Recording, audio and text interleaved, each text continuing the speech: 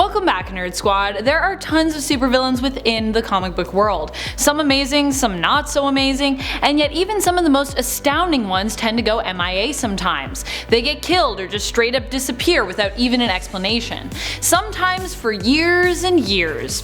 Today we are going to explore some of the villains that we have currently lost but who need to desperately be resurrected, brought back to life, or simply reintroduced in some specific form of media as we count down the top 10 supervillains who need to come back. Be sure to stick around till the end of this list where we will have some bonus content coming your way. Alright, let's get counting. Number 10. Loki. Loki died in 2010 in the comics, foreshadowing his MCU death, which would also follow later in Infinity War in 2018. We did of course have Kid Loki, who was his own version of Loki really. This was Loki reincarnated as he had managed to wipe his name from the Book of Hell, allowing him to be reborn anew. Both fortunately and unfortunately though, this Loki had no memories of his past life and so ended up being kind of like a different character altogether. And even Kid Loki has since died in the comic book world. And I know what you're thinking, but Amanda, what about the Disney Plus Loki show that we'll all be getting soon? True, we will be seeing a version of Loki return in his own series. The preview that dropped for the Falcon and the Winter Soldier series, Loki series, and WandaVision series during the Super Bowl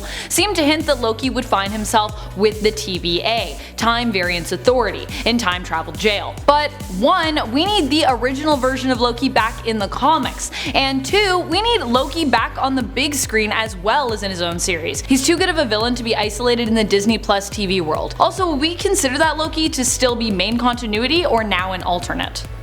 Because he came from like a totally different point in the timeline. So he's like not a complete Loki. Number 9. Kite Man. Kite Man. Did I just hear the wind say Kite Man? Okay, I know what you're all thinking. How dare I put Kite Man above Loki? But hear me out. Kite Man has recently appeared in the new Harley Quinn animated series, and his character is hilarious. If you haven't watched the new Adult Swim Harley show and you're a big DC and Batmanverse fan, you need to go watch it. Like now. Like pause this, go watch it, come back. It's fantastic and hilarious, and just trust me on this. The show does a great job of poking fun at Kite Man while also providing a new spin on the character that is earnest and refreshing. He's got a lot of bravado. But seeing him there actually made me miss him in the comic book world. I know, I'm crazy. While Kite Man does exist in the New 52 and Rebirth, we haven't seen him for a few years, and I love what they did with his tragic backstory when they relaunched his character, losing his son who loved to fly kites to a kite string that was poisoned by the Joker in the war of jokes and riddles between Joker and Riddler. I can't believe I'm saying it, but we need more Kite Man. Oh, hell yeah! Number 8. Dr. Claw. Dr. Claw was actually one of the most scary supervillains for me as a child. He is terrifying because in the animated series we never get to see his face. While other forms of media did reveal his face, like the 1999 movie, in the animated series he remained a villain shrouded in mystery. His voice and mysteriousness combined made him impossibly frightening. And I think we need someone like this again today in the animated supervillain world. I also just love Inspector Gadget as a series, so I think it could be time to bring it back. Number 7. Mephisto. While Mephisto continues to be a regular supervillain in the comics, he is a villain we have yet to see enter the MCU, and one who I feel is sorely missed there. Mephisto is one of those villains who has the power to seriously mess with reality and superheroes, happiness as we know it. Marvel wanted to create a character to embody Satan, but was restricted by the Comics Code Authority at the time to do so, so they came up with Mephisto, a powerful demon who is known for his unsavory and twisted deals. He can give you whatever you want, but there's always a terrible catch. Number 6. Molecule Man. Molecule Man was once a fearsome villain. While he has reluctantly reformed himself now and again and become almost heroic, when he was a villain, he was a force to be reckoned with, almost unstoppable. He is known for being one of the most powerful beings in the entire multiverse. He can manipulate molecules in a way that allow him to literally create whatever he wishes. He can also make anything physically exist or make it true. He can manipulate matter and energy using his abilities to create universes or warp pre-existing ones. In the past, he has displayed vast knowledge when it comes to the multiverse as well. Unfortunately, he met his end in Fantastic Four Volume 6 Issue 2, after pieces of him had been used to rebuild the universe, leaving really only one version of him left in Secret Wars. And honestly, honestly, I feel like for all that he has done and how much terror and trouble he has wrought, he deserved a better death. Not just to be devoured atom by some new character we're just kinda meeting. We better see him get vomited back up by those underlings or I'm gonna be mad. Number 5. Black Mask. While Black Mask has also been reintroduced in the New 52, the last major appearance saw him released from Arkham due to a legal technicality that his lawyers were able to exploit. He was confronted by Damian Wayne as Robin about his criminal activity. When Robin didn't like the dismissive response he was given, he locked him away in a dungeon located in the Teen Titans headquarters, tortured him, and then I guess just threw away the keys. Rude. Not only that, but he's locked up with a couple other awesome villains, Brother Blood and Automatopoeia.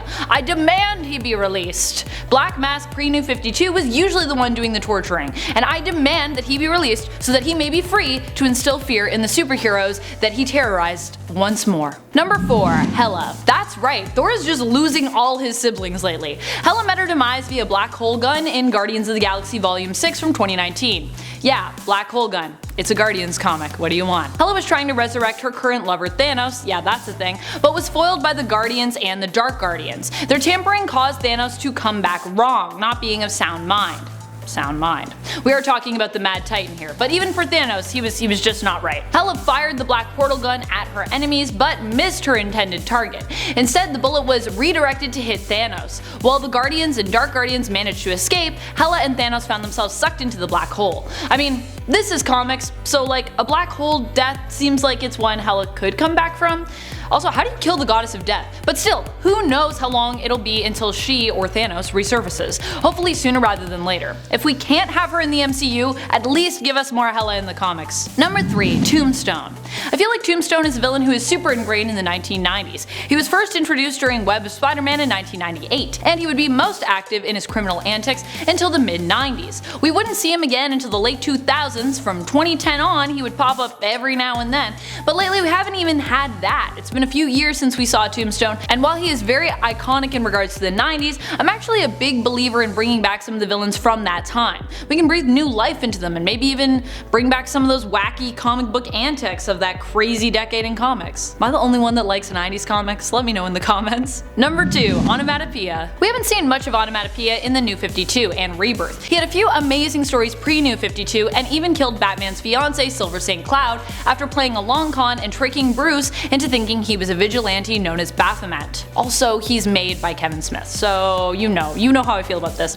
While he isn't as well known, I think that he's a great villain who has always deserved more panel time. In the New 52, we have only seen him appear in a few issues of Teen Titans Volume 6. He also becomes locked up in their dungeon with Black Mask. And like Black Mask, I demand that he be released. And to DC, I say how dare. How dare. The world needs more interesting, unique, and relatively new villains like Automatopoeia. Don't make us love them and then hide them away from us. Shame. Shame on you. Number 1. Green Goblin. Yes, we have Norman Osborn in the comics, but we have yet to see either him or his alternate persona Green Goblin on the big screen in ages. While I know Willem Dafoe is a tough one to replace as he did such an amazing job, I just want some version of this iconic Spider-Man villain to surface before we run out of Peter Parker films. Like, please, he is so iconic.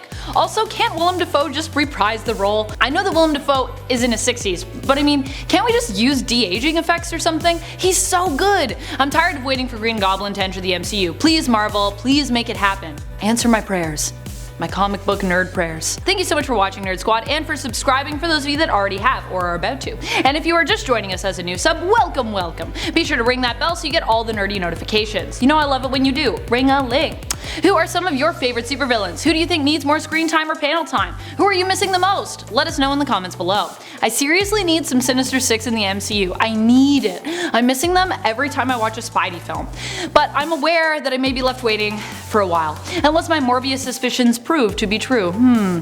Only time will tell. Speaking of time, time's up on this list, so until next time, this has been Top 10 Nerd, and I am your host, Amanda McKnight, reminding you as always to stay nerdy YouTube and watch out for that bonus content. Okay, I love you, bye-bye! I'm realizing I'm wearing this necklace, and I don't really want to be wearing it. Is it too late for me to take it off? It'll be weird, right? If they're like, it just disappeared. Alright, I'll leave it on then, I guess. Too late, I've already made this fashion choice. Also, if you guys want to add in, sorry about my eye twitching in this video, I guess I'm having a nervous breakdown. Sorry about that if you noticed it. I'm fine. It's fine.